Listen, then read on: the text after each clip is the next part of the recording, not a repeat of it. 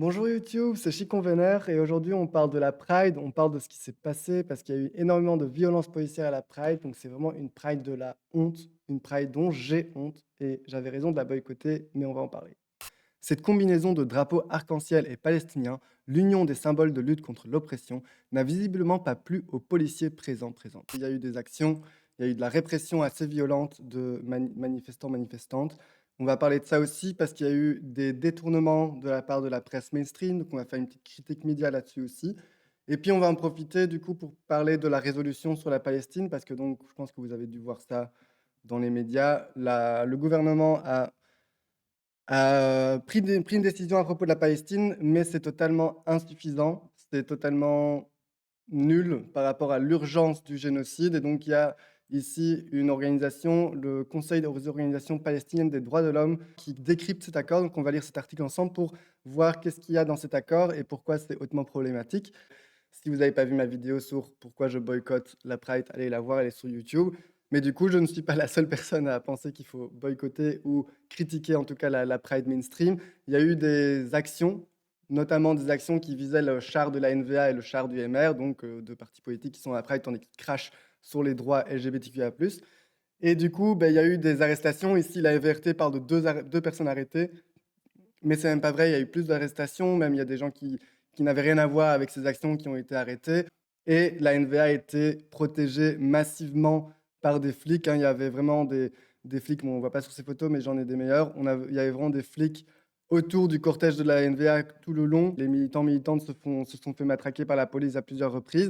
Donc ça, c'était la première action qui a eu lieu à la Pride. Et après, il y a eu une deuxième action, ça a fait suite au mouvement pro-palestinien à la bourse tous les soirs. Du coup, la bourse est occupée par la Pride, mais les personnes qui manifestent tous les soirs pour la Palestine ont décidé de quand même aller faire une action ce soir-là. Et ces personnes ont été matraquées, arrêtées. C'était ultra violent. Il y a des vidéos qui ont tourné qui sont vraiment assez choquantes. Lors du rassemblement quotidien pro-palestinien à la bourse qui avait lieu en même temps que les concerts dans le cadre de la Pride, la police est violemment intervenue. Plusieurs personnes ont été arrêtées pour l'unique motif qu'elles protestaient contre le génocide à Gaza. Parmi elles, des Palestiniennes qui sont fréquemment sujets à des violences et des intimidations de la part de la police. L'intervention des forces de l'ordre a laissé place à des scènes impressionnantes où des policiers foncent au milieu d'une foule qui danse pour arrêter des personnes. Des tensions ont également eu lieu devant la scène du DJ set vers 20 heures. À l'issue de la soirée, plusieurs personnes ont été arrêtées, y compris judiciairement. Parmi elles, des mineurs n'ayant rien à voir avec le rassemblement pro-palestinien. On les accusait d'avoir jeté des pierres sur le char de la NVA ou des bouteilles sur le DJ set, tandis que dans les témoignages, les vidéos qu'on voit du moment de l'arrestation avant et après, ben, on ne voit pas de pierres, on ne voit pas de projectiles lancés, on voit qu'il y a eu des œufs qui ont été lancés effectivement sur le char de la NVA, mais sur le DJ set, pas. Et donc ici, il y a eu par exemple un article de Bruce qui disait le titre a été modifié, mais l'article en soi est resté le même. Mais donc ici, ils ont dit que il y avait des projectiles qui ont été lancés en direction du DJ et des forces de l'ordre qui sont intervenues. À la demande des organisateuristes, la police est rapidement intervenue pour assurer la sécurité des personnes présentes, empêcher la prise de la scène et permettre au DJ de reprendre son activité en toute sécurité. À ce moment-là, la foule à la bourse était incontrôlable. Impossible de déterminer si une, 5 ou 20 personnes jetaient des bouteilles. Donc il disait qu'ils jetaient des bouteilles vers le DJ. Il parle aussi de prendre la scène, la prise de la scène, donc prendre la main stage de la Pride. Tandis que quand on regarde les vidéos des actions en question et les témoignages qui ont été regroupés, on va lire tout l'article après, hein, mais je pense qu'il y avait une vidéo. Voilà, ici on voit les vidéos de l'action en question devant la scène. Déjà, on voit elles sont devant la scène et pas en train de prendre la scène comme si c'était un assaut. Et on voit la répression policière qui est ultra violente, qui s'en prennent à des gens qui ont rien à voir, ou qui soutiennent ou qui brandissent juste un kéfier.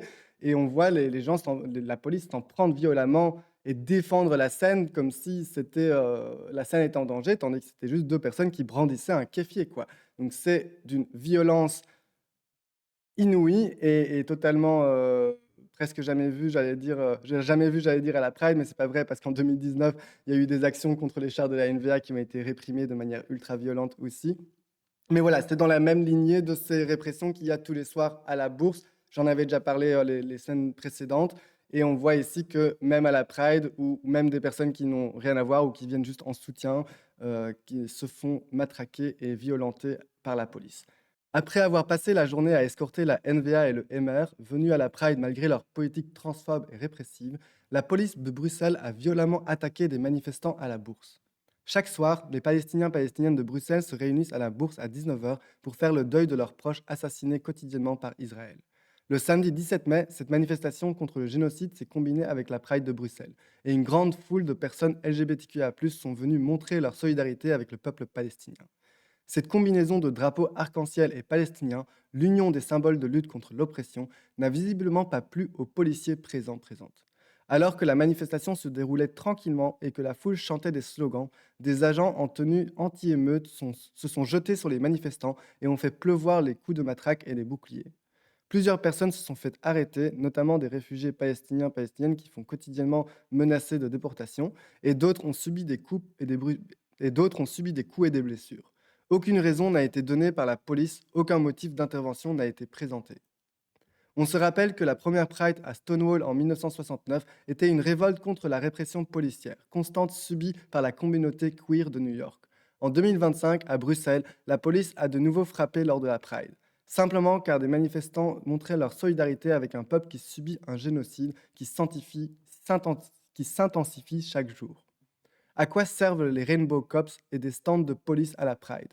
À escorter les politiques du MR et de la NVA qui passent l'année à attaquer les personnes trans, à arrêter des manifestants qui portaient des cartons de protestation contre cette récupération politicienne, à tabasser des jeunes personnes LGBTQIA+, pour s'être montrés solidaires avec la Palestine, à réprimer des réfugiés palestiniens et les menacer quotidiennement de déportation. Je voulais qu'on regarde ceci parce que donc il y avait un article de Bruce qui disait que le DJ de la Pride victime de jets de bouteilles par des manifestants pro-palestiniens. Et ici, il y a plusieurs personnes qui ont fait un regroupement de vidéos et de témoignages pour voir que c'est très très louche. Et moi aussi, quand j'avais vu cet article, j'étais là, mais genre, j'ai pas entendu ça. Et on va voir que il y a de la manipulation et que c'est probablement pas réel, ou en tout cas, c'était pas les personnes qui étaient là en train de manifester qui ont jeté des bouteilles. S'il y a eu des jets de bouteilles, c'est peut-être des gens qui n'étaient pas contents que la musique s'arrête ou des gens bourrés ou je ne sais quoi. L'article publié par Bruce est complètement erroné et vise à faire passer les manifestantes pro-palestiniennes pour des personnes violentes. Le groupe qui se rassemble quotidiennement se compose essentiellement de réfugiés, mères de famille, enfants, étudiants universitaires. Tous sont visés par la répression et l'intimidation dans le but de faire taire. Dans le contexte cité précédemment, il a donc été décidé le même jour de la Pride, il était légitime de manifester à la Bourse à 19 h, comme tous les autres jours. Malgré les fortes violences policières de la veille, le groupe s'est rendu à la Bourse et a sorti les drapeaux palestiniens. La musique allait tellement fort que les slogans ne s'entendaient presque pas qu'à quelques mètres autour du cercle formé par les manifestants. Certaines personnes présentes applaudissaient et se joignaient, d'autres restaient totalement indifférents. L'ambiance n'a pas été gâchée par ce rassemblement. Après 10 minutes de slogans et le DJ qui augmente encore un peu le volume en totale indifférence, la police avait déjà tenté d'encercler à moitié les manifestants dans la foule, ce qui n'était pas possible vu la présence d'autres personnes. L'ordre a alors été de charger le groupe et d'arrêter 3 réfugiés palestiniens considérés comme le noyau dur de ces rassemblements. Ceci s'est passé avec beaucoup de violence, comme en témoignent les vidéos. Des manifestants tentant de s'interposer ont été gazés et frappés à coups de matraque. Des passants, même des mineurs, ont également été arrêtés et violentés dans la foule. Une fois les arrestations passées et les gens soignés, le groupe et quelques passants sont retournés dans la foule dansante à la Bourse pour continuer le rassemblement. Deux manifestantes se dirigeaient plus près au devant de la scène, passent sur la scène, avec un drapeau et un kéfier, qui ont déclenché une deuxième colère des forces de l'ordre. La brigade anti-émeute s'est alors rapidement placée en ligne le long de la scène et a repoussé les manifestants. Nous avons d'ailleurs filmé une scène incroyable où la police s'en prend physiquement à un monsieur qui n'avait rien à voir avec ce groupe. Donc ça, c'est la vidéo que je vous montrais là tantôt, et on voit aussi le mensonge de Bruce parce qu'ils étaient totalement pas sur la scène. Ils ne prenaient pas en charge la scène comme le disait Bruce, et avec du coup derrière la violence policière qui suit. Le collectif UPB, présent sur place, a alors demandé à l'organisation de relayer sur scène l'information que 3 Palestiniens ont été arrêtés violemment pour se faire rétorquer. En Palestine, les personnes LGBTQIA+ ne sont pas les bienvenues. Quelques minutes plus tard, l'organisation décide de couper la musique et de les afficher publiquement, au micro, sur scène, en se disant d'être solidaire avec la Palestine, mais ne pas tolérer de la violence. Ce qui est assez drôle quand on y pense. C'est scandaleux, c'est vraiment scandaleux, je ne sais pas si vous vous rendez compte. La phrase «En Palestine, les personnes LGBTQIA+, ne sont pas la bienvenue», c'est totalement le discours de l'extrême droite israélienne qui a fait son pinkwashing en disant aussi qu'ils viennent sauver les personnes LGBTQIA+, en Palestine parce que le Hamas serait pas pro-LGBTQIA+. Et bien sûr, je ne pense pas que le Hamas est pro-LGBTQIA+, mais Israël non plus. C'est pas parce qu'ils ont une Pride annuelle dans leur pays qu'ils sont pro-LGBTQIA+. Il y a énormément de violence en Israël aussi. Et même, juste, ça ne vient pas justifier un génocide tout simplement. Donc c'est totalement abject que l'organisateur de la Pride utilise les mêmes mots, la même rhétorique que l'armée israélienne pour justifier le génocide en cours en Palestine. C'est vraiment abject. Ça me dégoûte de voir ça de la part de l'organisateur de la Pride. Le but était clairement de les afficher, ternir au mouvement et donner une réputation violente à ce qui est et restera un rassemblement pacifique journalier. L'option humaine et morale aurait été de laisser le rassemblement avoir lieu au milieu de la foule, en musique pendant 1 heure ou 1 h 30, au lieu d'engendrer toute cette violence. Ce rassemblement n'empêchait aucunement le bon déroulement de la Pride, qui est d'ailleurs une manifestation et non une fête. Nous avons tenté de contacter l'organisation avant la Pride pour leur expliquer la situation des rassemblements à la bourse. Nous sommes restés sans réponse.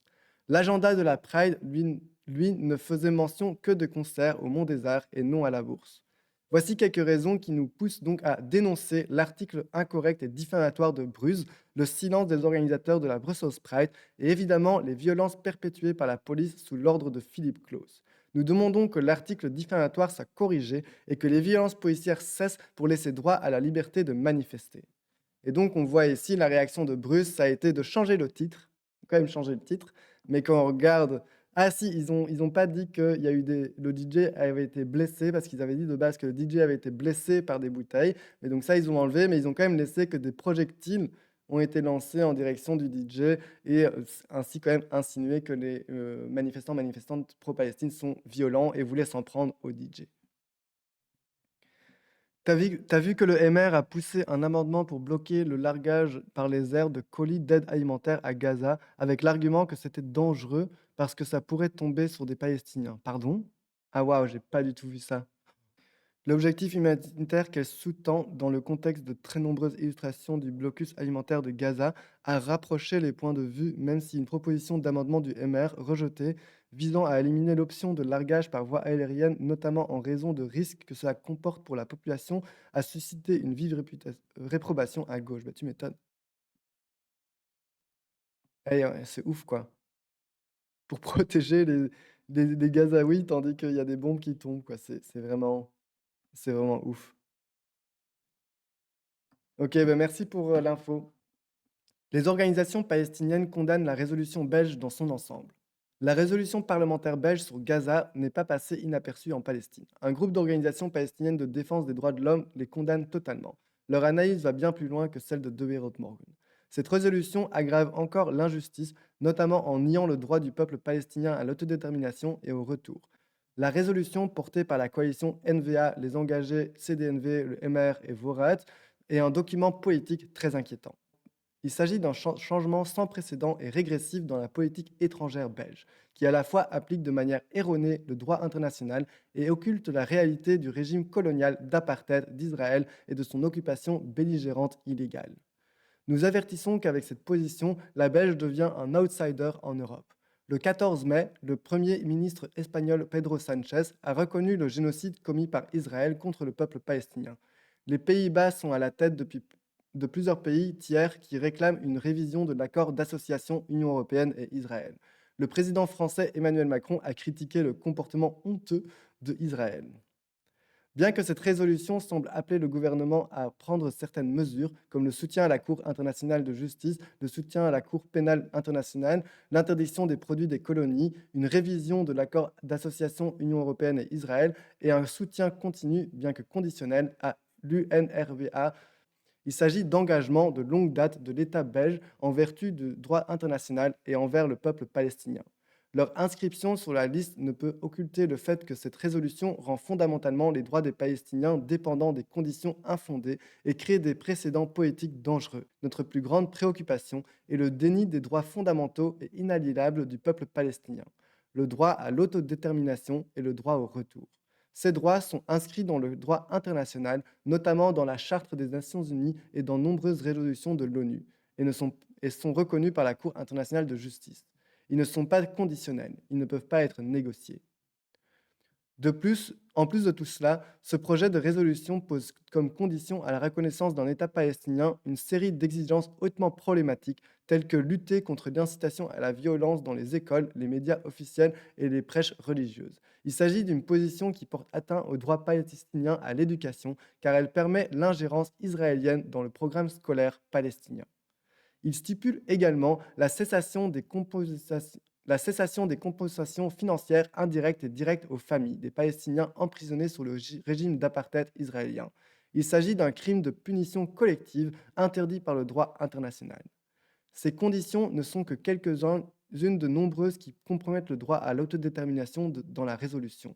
Ça met effectivement ce droit sur la table des négociations. Ainsi, les droits garantis et inaliénables du peuple palestinien sont complètement ignorés.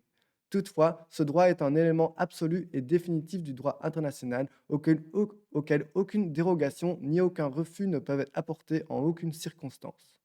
Cette résolution détourne le soutien des organisations de la société civile palestinienne qui prônent largement l'exercice des droits inaliénables à l'autodétermination du peuple palestinien dans son ensemble, y compris tous les réfugiés palestiniens de la diaspora et des exilés, sans leur imposer la conditionnalité d'une approche à deux États.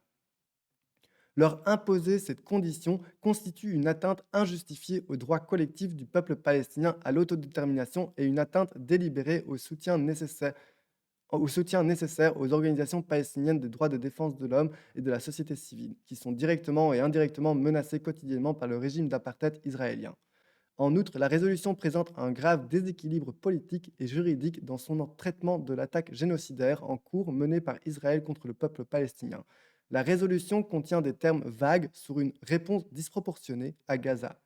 Il n'y a aucune référence à la conclusion de la Cour internationale pénale selon laquelle un génocide est probable, aucune mention de crimes de guerre ou de crimes contre l'humanité et aucune reconnaissance des attaques systémiques contre des civils, des travailleurs humanitaires, des journalistes, des hôpitaux, des écoles et des camps de réfugiés par les forces israéliennes.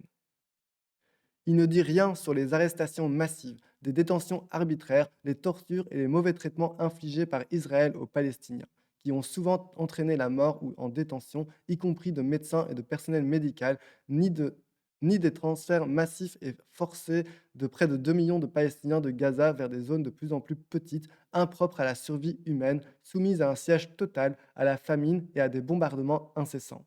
Il ne s'agit pas d'un usage disproportionné de la force. Israël a désormais fourni de nombreuses preuves, tant par les paroles que par les actes, de son intention de détruire Gaza et sa population pour servir ses plans coloniaux. Israël a commis un génocide et des atrocités au vu et au su de tous, comme le démontrent les organisations palestiniennes, les organisations internationales de défense des droits de l'homme et, de plus en plus, la communauté juridique internationale. En particulier, cette résolution présente une évaluation erronée de la situation à Gaza comme étant un recours à la force en état de légitime défense au sens de l'article 51 de la Charte des Nations Unies. Nos organisations rappellent qu'Israël est une puissance occupante qui doit administrer le territoire palestinien occupé conformément aux lois de l'occupation, notamment celles prévues par le règlement de la Haye en 1907 et la 4e Convention de Genève en 1949. Les actions des groupes armés en Palestine s'inscrivent dans le contexte d'une occupation militaire reconnue depuis des décennies et sont donc soumis à des règles pertinentes du droit international humanitaire et du droit international des droits de l'homme. Comme l'a souligné la Cour internationale de justice dans son avis consultatif de 2004 sur le mur, Israël ne peut invoquer le droit légitime de défense en vertu de l'article 51 de la Charte des Nations Unies pour recourir à la force contre des groupes armés non étatiques et ne peut pas justifier une telle force sur le territoire qu'il occupe lorsque de tels actes ne peuvent être attribués à un autre État. Donc l'article 51 de la Charte des Nations Unies est invalide pour le cas d'Israël. Nos organisations rappellent la responsabilité internationale de protéger toutes les victimes de génocide, de crimes contre l'humanité et de crimes de guerre. Nous rappelons à la Belgique que la Palestine est soumise à l'occupation et à l'apartheid israélien en temps de guerre. Contrairement à Israël, la Palestine n'a pas d'armée, pas de marine, pas de force aérienne, pas d'aéroport et aucun contrôle effectif sur son territoire et ses frontières. Il s'agit plutôt d'une population jeune, principalement âgée de moins de 35 ans, confinée derrière des murs, des tours de guet et assiégée. Une population qui est systématiquement fragmentée et détruite par Israël. Bien que la résolution contienne un certain nombre de mesures qui répondent aux demandes de longue date de la société civile, telles que le principe de différenciation et le soutien aux mécanismes internationaux de responsabilité, ces mesures sont complètement éclipsées par le cœur hautement problématique de la résolution. Cette résolution crée un précédent dangereux dans la politique étrangère belge, car elle subordonne le droit international à la politique. Nous appelons donc tous les partis politiques belges à rejeter cette résolution dans sa forme actuelle et à en rediriger une autre en consultation avec les organisations représentant le peuple palestinien. Nous appelons également la société civile belge à défendre les droits des Palestiniens et à s'opposer à cette initiative politique de faire dérailler les droits inaliénables des Palestiniens et de balayer les causes sous-jacentes. Nous appelons donc à la réaffirmation des engagements de la Belgique en faveur de la mise en œuvre continue du droit international, notamment le droit au retour des personnes réfugiées, le droit à l'autodétermination du peuple palestinien dans son ensemble, la protection du programme éducatif palestinien contre l'ingérence israélienne afin de préserver l'histoire et l'identité du peuple palestinien, un embargo complet sur les armes contre Israël et le démantèlement des armes nucléaires israéliennes, interdire les organisations de colons dangereux qui contribuent aux crimes internationaux en Palestine, la résiliation de l'accord d'association Union européenne et Israël en raison de graves violations du droit international par Israël sur la base de l'article 2 qui stipule que les relations entre les parties doivent être fondées sur le respect des droits de l'homme.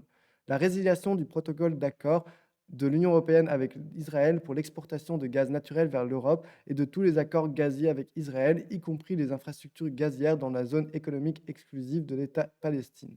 Fin de tous les projets d'interconnexion électrique avec Israël, car ces projets sont directement liés à l'approvisionnement en électricité des colonies illégales et perpétuent l'occupation illégale et l'apartheid qui sont la cause profonde de la violence génocidaire. La justice n'est pas une question de compromis politique. Il s'agit d'une question d'obligation légale et morale. C'est bien chouette qu'il y ait une résolution sur la Palestine. Bon, on a vu qu'elle est totalement insuffisante. On a vu les petites larmes de Bart Wever. Mais j'aimerais quand même bien lire cet article parce que ça montre l'hypocrisie des larmes de Bart Wever, parce qu'il y a des liens entre la NVA et les colons en Israël. Et ici, il y a une enquête d'Apache qui va enquêter sur une organisation qui s'appelle Chrétiens pour Israël, qui occupe le territoire palestinien, on va le voir tout de suite, et avec la NVA et comment la NVA a soutenu donc concrètement la construction d'occupations illégales sur le territoire palestinien. La branche belge de Chrétiens pour Israël a financé la construction d'une maison dans les colonies israéliennes qui sert de zone de loisirs pour les soldats. De cette manière, l'organisation encourage l'occupation de la Cisjordanie, ce qui est contraire au droit international. Le député NVA, Michael Freilich, cultive des liens avec les groupes sionistes chrétiens depuis des années et qualifie leurs activités de bénies par Dieu. Construire avec Israël est le club d'affaires des chrétiens pour Israël, une organisation de chrétiens évangéliques qui, sur l'autorité des textes bibliques, croit fermement à la fondation de l'État Israël comme le retour des Juifs à la terre promise et la venue du Messie chrétien et d'une ère de paix mondiale. L'un des projets visités par les hommes d'affaires au cours de leur voyage était une zone de loisirs pour soldats à Barkhane.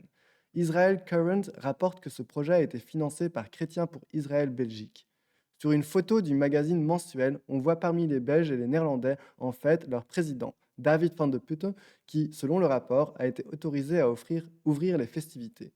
Barkhane n'est pas situé sur le territoire israélien, mais c'est une colonie en Cisjordanie occupée par Israël depuis 1967. Le soutien à la colonisation par l'investissement est contraire à une décision rendue l'année dernière par la Cour internationale de justice. Israël et les autres pays ont l'obligation légale de mettre immédiatement fin à l'occupation. Le Conseil des droits de l'homme de l'ONU a récemment adopté une résolution avec le soutien de la Belgique appelant les États à prendre des mesures appropriées contre les violations de droits de l'homme par les entreprises. Des journalistes néerlandais de la plateforme Investico se sont rendus à Barkhane dans le cadre d'une vaste enquête sur le soutien à l'occupation biblique. Selon l'étude, les dons privés internationaux des Pays-Bas, mais aussi de la Belgique, contribuent à rendre possible l'avant-garde de la colonisation en Cisjordanie.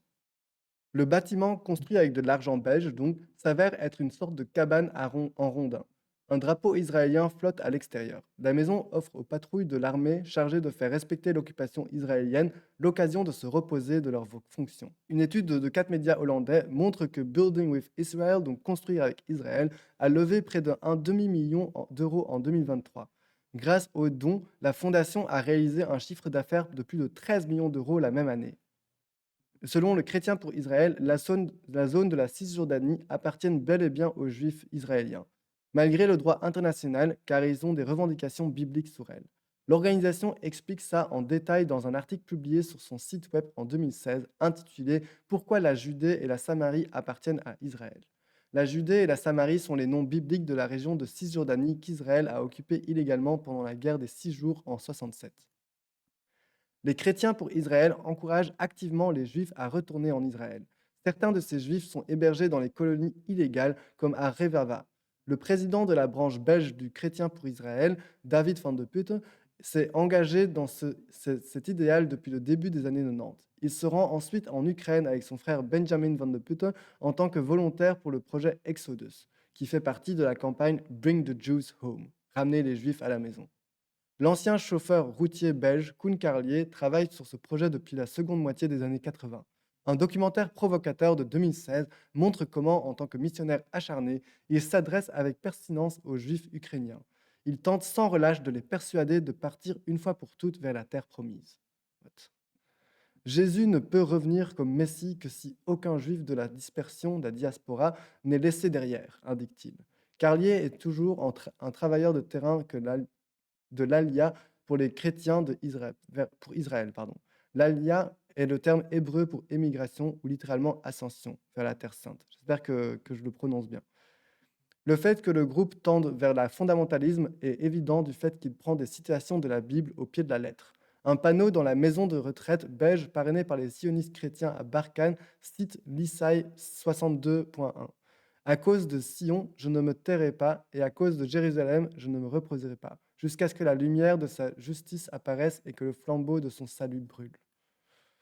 Ouais, donc super évangélique, quoi. Les chrétiens sionistes sont aussi antisémites, très puissants aux États-Unis. D'après eux, afin que le Christ revienne, il faut d'abord que les Juifs retournent en terre sainte, après quoi c'est la grande bagarre contre l'Antichrist, puis c'est le royaume de Dieu. Ah ouais.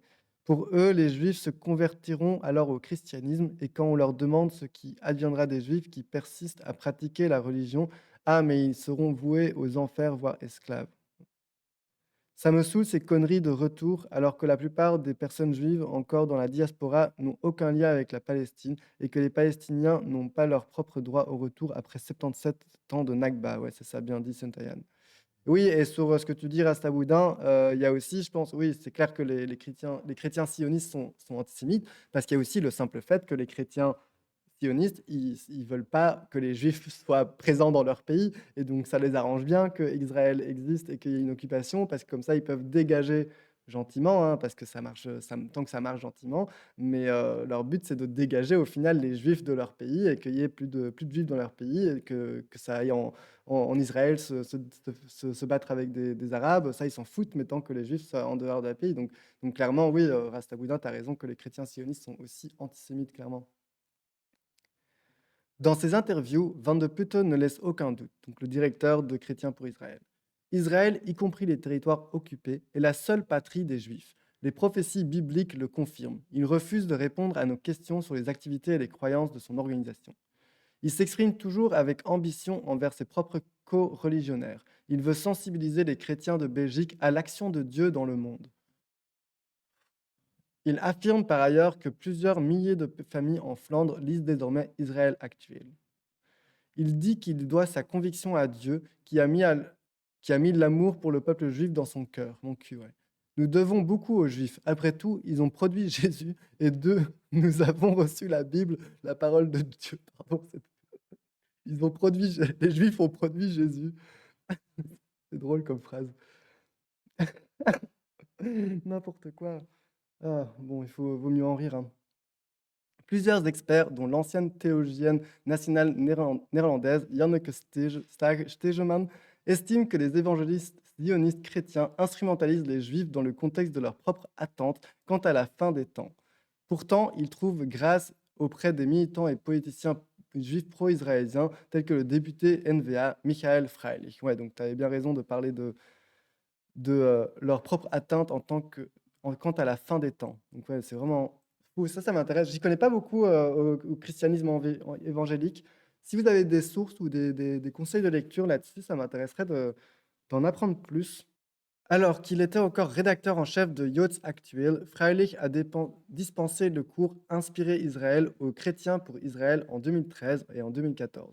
En tant qu'homme politique nationaliste flamand, donc de la NVA, il a largement fait l'éloge d'Israël auprès des chrétiens dans une interview accordée à Israël Actuel fin 2024.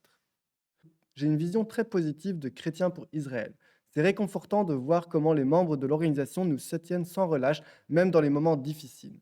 Nous apprécions leur soutien qui fait de toute la différence pour nous. Savoir que nous ne sommes pas seuls dans cette lutte est extrêmement réconfortant. Je suis convaincu que notre travail sera assurément béni par Dieu. L'une des activités où les militants pro-israéliens, chrétiens et juifs célèbrent ensemble est le festival annuel Shalom, subventionné par la ville d'Anvers. Freilich et son collègue de la NVA André Grantman, ainsi que l'ambassadeur israélien, prennent toujours place à la tribune. Fin 2014, Freilich a fait des déclarations triomphales sur la stratégie militaire d'Israël dans la guerre de Gaza. En 2023, l'échevine de la NVA de l'époque, Annick de Ritter, actuellement ministre flamand de la Mobilité, des Travaux publics et des Ports et des Sports, carrément, est apparue sur scène à la suite de l'attaque du Hamas contre Israël le 7 octobre 2023, donc lors des activités militantes pro-israéliennes. Le Vlaams-Belanger Sam Van Rooij, donc député du Vlaams-Belang, qui attaque régulièrement verbalement le fondamentalisme islamique, était parmi les personnes présentes au festival Shalom en 2024. Le fait que les organisations et les politiciens flamands contribuent à un projet qui dépasse les limites du droit international soulève des questions quant à leur responsabilité politique.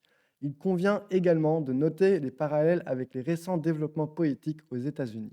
Steve Bannon, alors directeur de la propagande de Trump, qui a fait le salut hitlérien lors d'une conférence conservatrice du CPAC en février 2024, s'est qualifié de sioniste chrétien lors d'une convention de l'organisation sioniste américaine. Et le nouvel ambassadeur américain en Israël, Mike Huckabee, également évangélique, a déclaré que son soutien à Israël n'était pas seulement géopolitique, mais aussi d'inspiration divine. Ah ouais, carrément. Une belle brochette de facho, hein. Tout simplement, une belle brochette de facho. Écoute, qu'est-ce que tu veux que je dise de plus?